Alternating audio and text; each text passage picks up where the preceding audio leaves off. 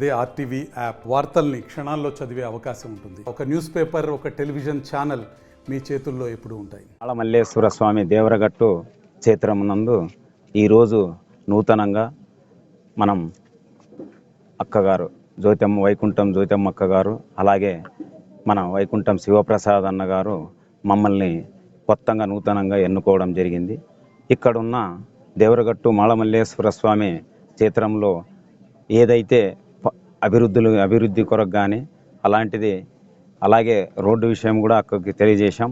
కళ్యాణ మంటపం గురించి కూడా తెలియజేశాం. అక్క అన్న ఆధ్వర్యంలో మేము కూడా 3 గ్రామస్తులు పెద్దలతో సహకారం తీసుకొని మా కృషితో విజయవంతంగా ఖచ్చితంగా చేస్తామని ఆ దేవుని ఆశీస్సులు ఉండాలని తెలుపుకుంటున్నాం.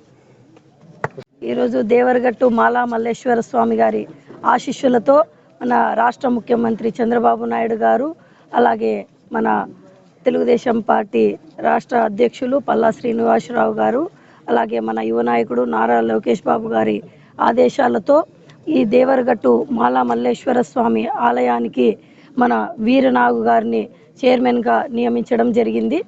అలాగే ఈ దేవరగట్టు మల్లమల్లేశ్వర స్వామి ఆలయం ఎంతో చరిత్ర ఉన్న ఆలయం, చాలా వందల సంవత్సరాల నుంచి ఉన్న ఆలయం. ఈ ఆలయానికి రాష్ట్రంలో నుంచే కాకుండా 4 రాష్ట్రాల నుంచి, కర్ణాటక, తెలంగాణ, మహారాష్ట్ర నుంచి కూడా ఎంతోమంది భక్తులు దగ్గరగా విజయదశమి రోజు అప్పుడైతే 3-4 లక్షల మంది వస్తూ ఉంటారు. ఈ ఆలయం ఎంతో చరిత్ర ఉన్న ఆలయం.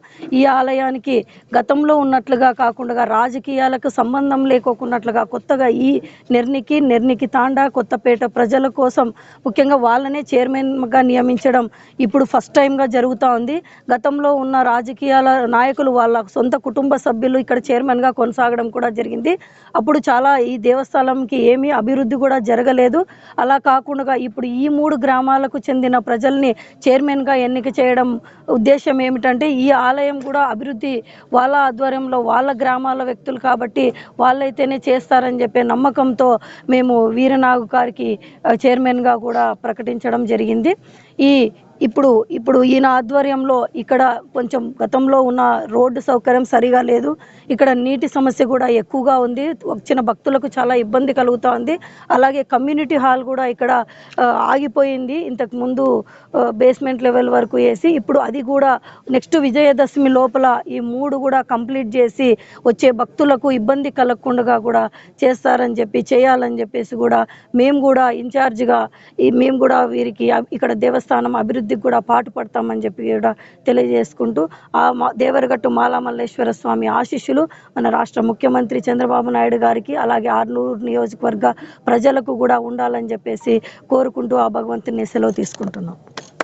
మరిన్ని వీడియోస్ కోసం ఛానల్ ని సబ్స్క్రైబ్ చేయండి. లేటెస్ట్ అప్డేట్స్ కోసం వాట్సాప్ ఛానల్ ని ఫాలో చేయండి. అండ్ లింక్ డిస్క్రిప్షన్ లో ఉంది.